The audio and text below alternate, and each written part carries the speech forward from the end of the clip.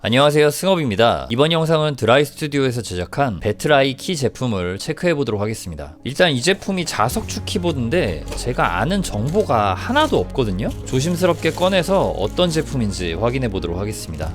먼저 구성품은 이게 전부입니다. 케이블과 여분 자석 스위치 4알이 추가로 들어있고요. 스위치는 드라이 스튜디오에서 최근에 출시했던 요 아이스링 63RT 제품에 들어간 스위치와 완전히 같은 축이 들어갔습니다. 이 스위치는 특성이 시원시원하고 타격감 있는 느낌이었는데 요 배틀아이 키에서는 어떤 느낌이 나올지 또 기대가 됩니다. 근데 이 제품 이렇게 들어보니까 꽤 묵직해요. 무게 한번 재볼게요. 무게는 1.4kg 정도가 나가고요. 이 상부 하우징은 확실히 알루미늄이 맞는 것 같은데 여기 하부는 알루미늄이 아닌 것 같기도 하고요.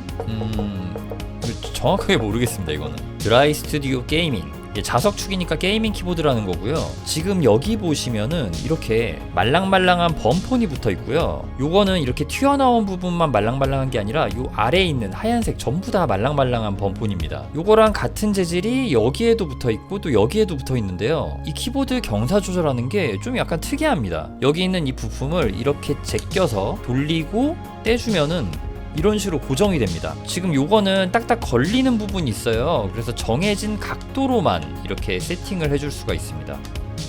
이렇게 어디까지 내려가는 거지? 이렇게 해봤는데 이렇게는 안 걸리고 이렇게 살짝 올려줘야지 이런 식으로 툭 하고 걸립니다. 어찌됐든 이 아이디어 굉장히 좋은 것 같아요. 사실 이런 알루미늄 하우징은 이런 경사 조절이 원래는 안 됐잖아요. 그냥 딱 정해진 경사 각대로만 사용을 했었는데 이 아이디어 너무 좋은데요? 역시 드라이 스튜디오는 혁신의 키보드 제조업체입니다. 지금 이렇게 만들어 놓으면은 이런 식으로 가해지는 힘, 이런 식으로 가해지는 힘이 강하기 때문에 이렇게 놔도 절대 밀리지가 않죠. 요거를 이런 식으로 민다고 해도 절대로 다리가 접어지거나 그러지가 않는다는 겁니다. 야, 이건 진짜 굉장히 멋진 아이디어를 채용했어요. 그리고 이 제품 좀 약간 배열이 특이하긴 합니다. 자세히 확인해 보면요, 60% 배열에 이렇게 F열이 들어가 있습니다. 요 동그란 액정 밑에 ESC 키가 있고 우측 하단 방향 키 있는 곳에는 굉장히 작은 시프트 키가 들어가 있습니다. 그리고 Alt 키가 없고 지금 FN 키가 위치해 있어요. 요거는 좀 한국인 분들은 매핑을 해줘야 합니다. 지금 같은 이런 배열은 조금 다른 부분이 있거든요. 그래서 일반적인 키캡들이 매칭이 안 되는 경우가 있어요. 자, 이쪽 시프트를 보시면요, 이게 일반적인 시프트란 말이에요. 좌측 시프트. 그런데 이렇게 길이 차이가 나죠. 요런 것들을 그냥 딱 봐서는 볼 수가 없거든요. 근데 이거 보니까 키캡 폰트의 깔끔함이 조금 부족한 것 같기는 해요. 요거 F랑 C는 왜 이렇게 끝으로 이렇게 바짝 붙었는지 모르겠고 약간 뭔가 손으로 쓴 느낌? 여기에 있는 코드키 같은 경우도 C에서 이쪽으로 이렇게 살짝 경사가 있는 그런 느낌이 듭니다.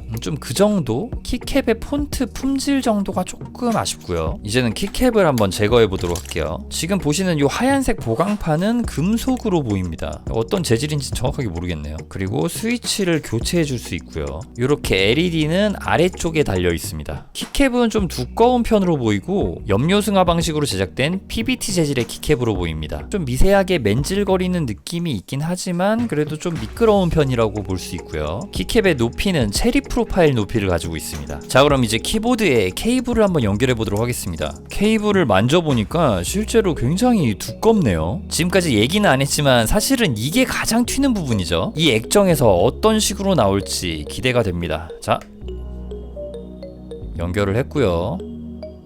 굉장히 밝은 LED가 켜졌습니다. 일단은 왠지는 모르겠는데 지금 여기에 ESC라고 나오고 있거든요. 자, 키를 누르면요, 지금 보이시나요? 이거 지금 이렇게 누르면은 키가 나오면서 제 채널 아이콘이 나오고 있습니다. 이거 지금 이 상태에서 잘 안 보이는데 뭔가 실제로 눈으로 볼 때는 이런 느낌이긴 해요. 굉장히 잘 보입니다. 이거를 어떻게 보여드려야 되지? 이런 느낌으로 보여요. 지금 잘 보이시죠? 이제 굉장히 잘 보입니다. 진짜 선명하게. 자, 이런 식으로 소프트웨어에서 채널 아이콘을 또 넣어줄 수 있는 것 같습니다. 그리고 이 제품이 래피드 트리거 기능이 있는 자석축 스위치잖아요. 그래서 이렇게 깊게 눌렀을 때는 이렇게 나오고 이거를 살짝만 눌렀을 때는 이런 식으로만 게이지가 이렇게 조금만 차게 만들어줄 수도 있어요. 지금 이 게이지는 완전히 실시간으로 되는 건 아니고 제가 누르기 시작하면 서서히 차오르는 그런 느낌인데 이 애니메이션 굉장히 좀 있어 보이고 좀 감성이 있는 것 같아요. 드라이 스튜디오에서 제공하는 이 모드는 총 4가지인데 라이프는 그냥 일반적인 모드고 지금 배틀이네요. 배틀은 뭐 FPS 게임 일반적으로 할 때 모드고요. 그 다음에 발로란트 모드 있잖아요. 요거는 요 WASD 키만 약간 좀 극단적으로 세팅되는 모드입니다. 그리고 셀프 올리 모드 같은 경우에는 그냥 자기가 세팅해주는 그런 모드고요. 셀프 올리 모드만 따로 세팅을 해줄 수 있는 건 아니고 사실 소프트웨어에서 모든 프로파일을 다 세팅해줄 수 있습니다. 제가 프로파일이라고 했잖아요. 이게 그냥 말 그대로 프로파일 모드라고 생각을 하셔도 됩니다. 패키지 내부에는 완충제 역할을 하는 이런 설명서가 있는데요. 요거는 퀵 매뉴얼이라고 할 수 있는데 지금 여기에 모드에 대한 설명이 간단하게 적혀 있네요. 발로란트 모드는 WASD 말고 Shift랑 컨트롤까지 극단적인 세팅으로 되어 있습니다. WASD만 더 극단적으로 세팅되어 있고요. 자, 그러면 이제 제품 탁원을 좀 진행해 보도록 하겠습니다.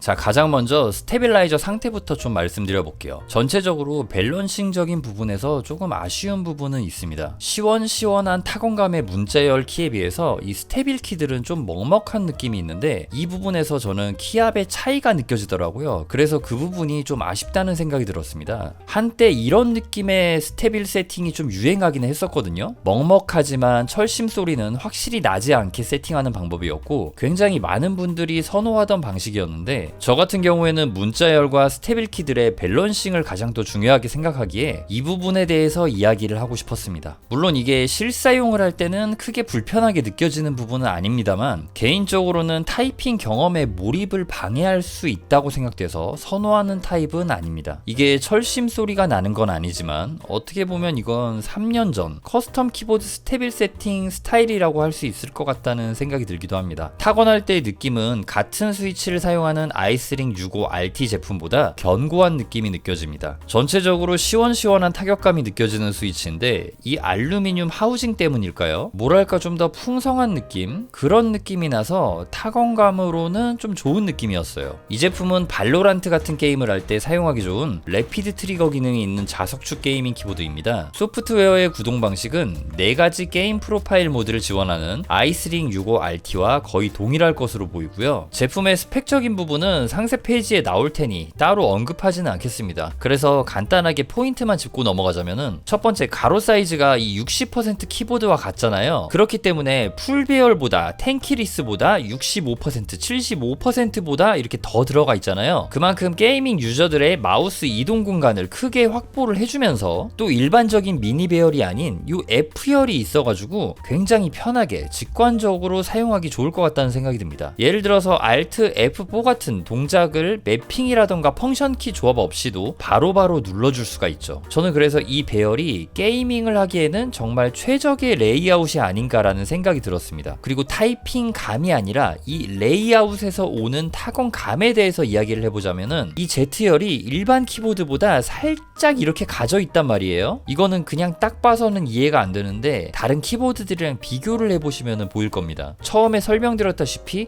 이 좌측 시프트 키가 작기 때문에 전체적으로 이렇게 옮겨진 건데요. 실제로 타건을 할 때 오타 없이 쳐지는 게 저로서는 굉장히 신기한 부분이기도 했습니다. 항상 사용하던 제품들과는 조금 다르지만 따로 적응할 필요 없이 바로 사용 가능하다는 것도 또 괜찮은 부분인 것 같습니다. 개인적으로 정말 혁신적이라고 생각되는 부분은 요 경사 조절 방식입니다. 이거는 진짜 드라이 스튜디오의 어떤 분인지는 몰라도 천재적인 발상이라는 생각이 들거든요. 앞으로 새로 나올 뉴 타입 키보드들의 새로운 획을 긋는 보면은 어마어마하고 획기적인 그런 경사 조절 방식의 선구자라는 생각이 들 정도로 저는 정말 이거에 대해서 완전히 놀라버렸고요. 이거는 진짜 천재적인 발상이라는 생각이 듭니다. 이거는 정말 커스텀 키보드의 볼 캐치 결합 방식이나 마그네틱 PCB 결합 방식처럼 진짜 위대한 발명이라는 생각이 들 정도입니다. 드라이 스튜디오의 새로운 게이밍 키보드 시리즈는 이 좌측 상단에 아이덴티티를 부여했습니다. 시리즈를 거듭하면 거듭할수록 계속 발전적인 형태를 보여주고 있네요. 참 이 드라이 스튜디오라는 브랜드는 언제나 획기적인 발상을 추구하면서 많은 키보드 유저들에게 즐거움을 주고 있습니다. 앞으로의 행보가 정말 기대되는 키보드 브랜드 중 하나라고 할 수 있겠습니다. 정말 좋은 제품을 생산해 주셔서 감사드리고요. 그리고 제 리뷰가 여러분들의 제품 선택에 도움이 되었으면 좋겠습니다. 그럼 이상으로 제품 체크 영상을 마치도록 하겠습니다. 시청해 주셔서 감사합니다.